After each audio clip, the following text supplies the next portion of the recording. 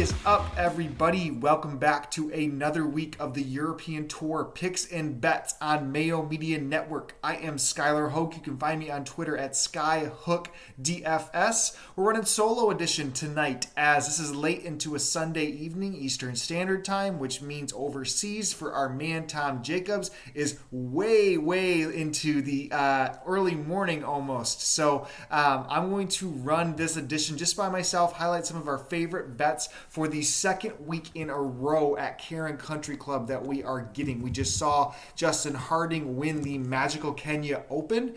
So European Tour has done this a few times so far where we have seen two events played back to back at the same course with an earlier start. So this is the Kenya Savannah Classic.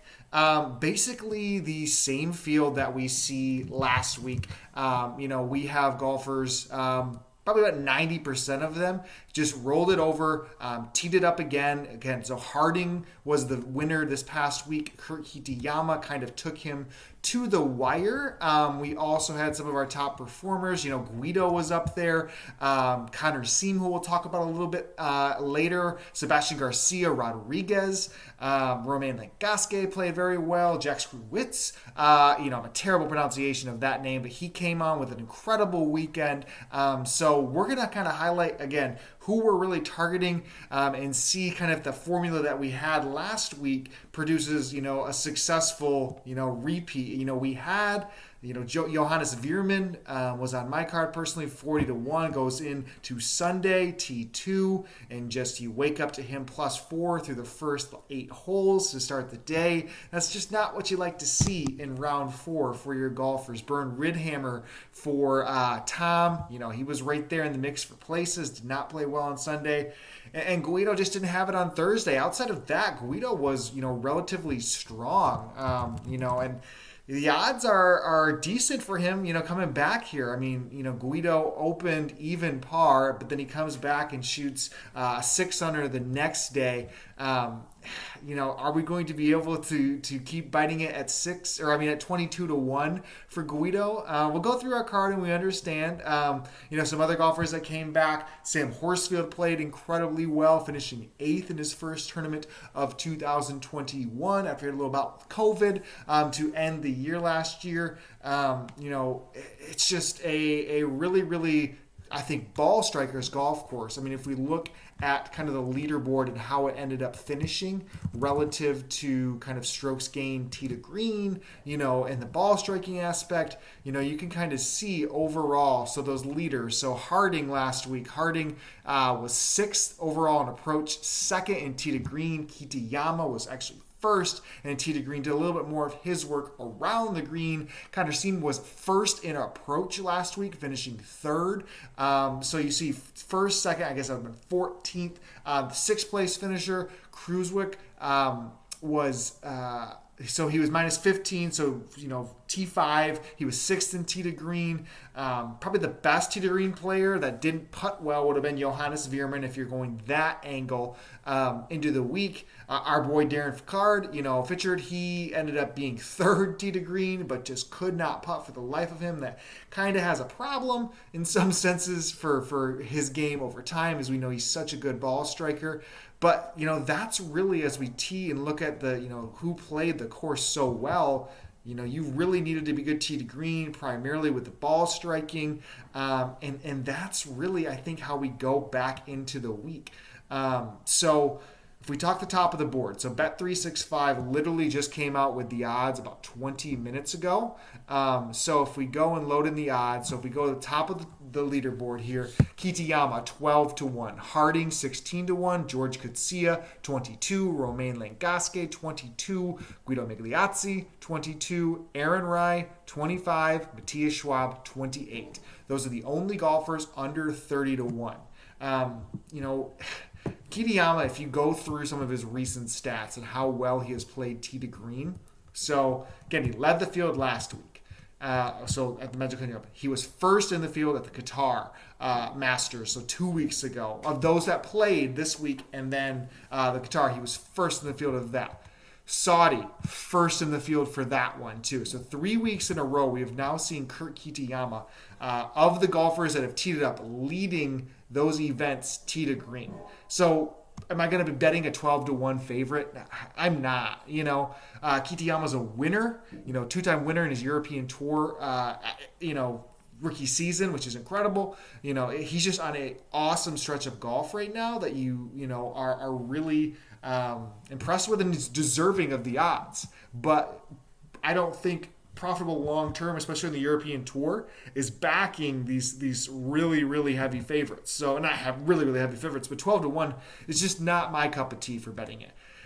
I say that, but then you look at what Guido did, and we're going to go get a little bit deeper. We've been betting guys in the 20s, and you look at Guido and kind of his progression of the week. So Guido starts out with an even par round 1.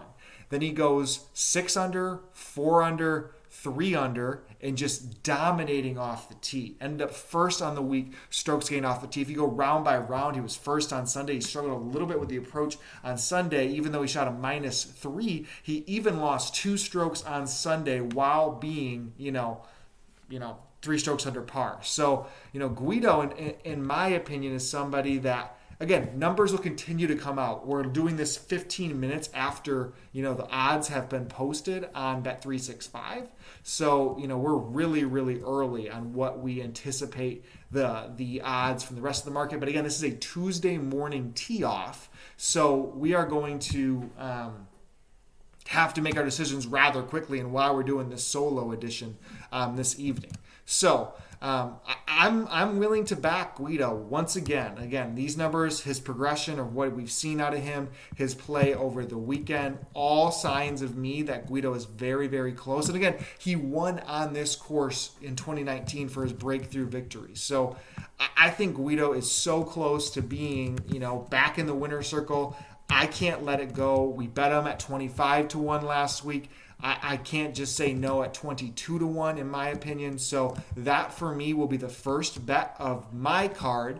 If we pass it over, Tom was able to type me up some notes. He said if these golfers are at these numbers, be sure to let the community know who he's going to be on this week. So the first one that he is going to be betting, is Romain Langasque. So Romain, the Frenchman, who had some strong finishes here in the past as well, ended up coming inside the top 10, so 5th last week, finished 67-65 on the weekend overall. We saw him for his ball striking purposes. Approach over the weekend was really, really strong. 9th with a putter on Sunday. So just a overall solid game for Romain. Romain comes in at 22-1 as well. So he's just somebody, for me, that makes a lot of sense. I totally agree with what Tom's thinking. He's a class player. You put him up against the other guys. He won on a back-to-back event kind of like this in the past. So I really think Langasque makes a lot of sense, and to get him at those odds, very fair price. As we keep going down the field, Horsfield makes some sense at 33-1. We just saw he was a 2-time winner on the European Tour right after the restart as well. It's not going to be getting my money where I land. Veerman, again, intriguing at 30-1. But Tom and myself are going back to the well with Fitchard. Fitchard's 40-1 on Bet365. You look at his numbers over the week, he just was lights out with the irons once again. I mean, overall for him this past week, so Fitchard ended up finishing, let me double check here, 11 under. He was 3rd tee to green, 9th was around the green, 11th approach, 20th off the tee. Just overall solid numbers. And again, we mentioned before, putters wasn't the recipe for success 2 years ago at Caron Country Club.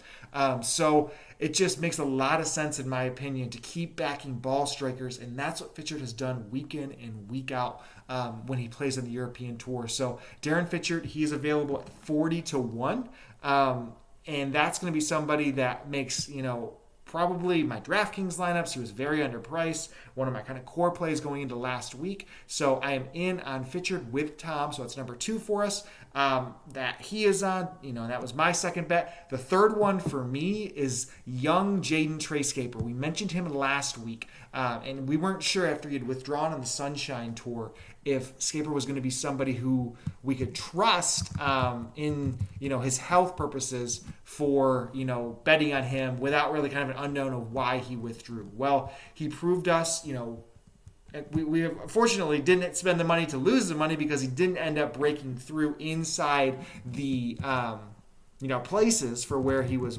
at last week. But from a ball striking purposes, his game really, really flashed the upside. He gained 2.27 strokes per round ball striking this past week, which would have put him, of guys teeing up this week, 7th in the field. And the guys that are up above him, a lot of them were really, really strong finishers. The kid could play. He just even put up an Instagram post that said, everything felt really good to the green. The putter was just cold. Let's flip that this week. 45-1. I will be in on Jaden Shaper for him. He's just, I think, an incredibly talented South African golfer who can take advantage of a weaker field and really break through and jumpstart his career in that sense. The big standout from the opening odds, and again, they've only been open for 15, 20 minutes. Connor Seam, 70-1. So that ultimately, is a play based off of what we saw on the last 4 rounds of him. And you can get a great each way. 70-1, you get yourself, a quarter of those odds for 5 places at 365 right now. In my opinion, so if I pull up the odds for Connor last week, and again, he just hadn't been in all that great of form prior to what he kind of showed out with over the last 4 days. So if we go into his odds last week,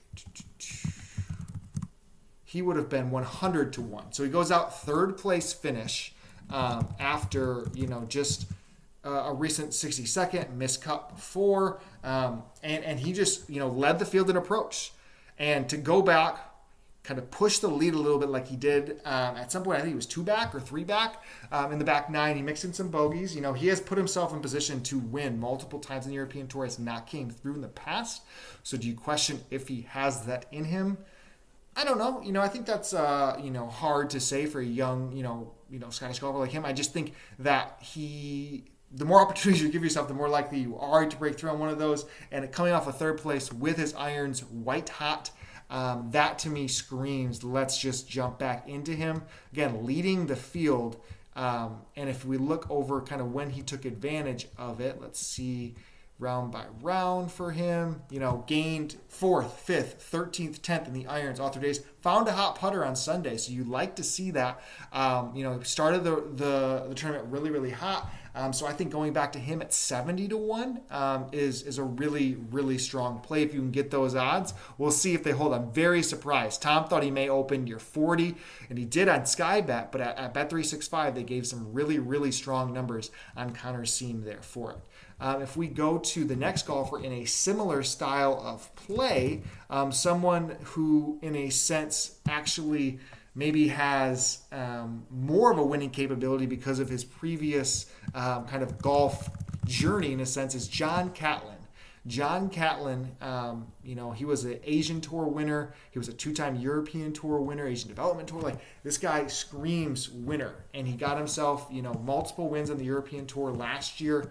And now we see Catlin, coming off of a very, very strong week. Last week he was 80-1. We now see him 70-1. And again, you have to read through the tea leaves regarding this. So John Catlin ended up, let's see, from a ball striking perspective, he was 2nd in approach, 7th overall in tee to green. Just struggled with the putter, and that to me, for somebody that we know wins, somebody that may be picking up some steam, if we look at what he did from a ball striking perspective in the past. So we see this past week, while we were at Kenya here, boom, we see Catlin would have ranked 3rd, 2nd of those that made the cut, which was the best ball striking we had seen out of him in a few weeks. Tee to green, he was decent at the Qatar Masters, where he had been pretty solid off the tee, but really good around the green. We found it here from the irons for John Catlin, 2-time winner, and I just think for the odds and what you saw in a recent form, he makes a lot of sense at 70-1. So far, Guido, 22-1.